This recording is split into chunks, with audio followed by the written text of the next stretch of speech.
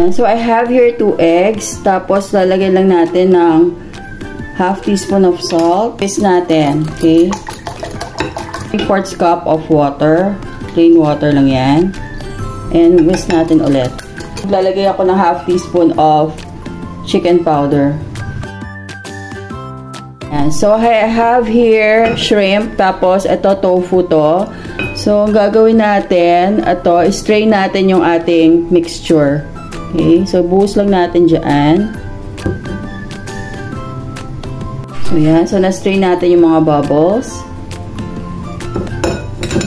And, kukover natin to ng aluminum foil.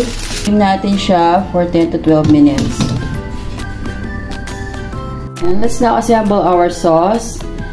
We need 1 tablespoon of soy sauce. Mas maganda kung low sodium. Okay? So, 1 tablespoon.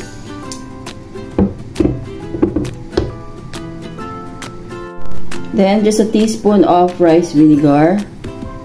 Yan. Or vinegar, pwede na rin. Tayo ng 1 teaspoon of sugar. Then, 1 teaspoon of oil. And then, 1 teaspoon of sesame oil. Yan. Tapos, ipapainit natin ito, no, sa kalan.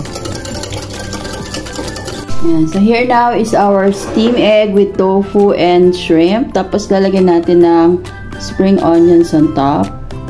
Yan.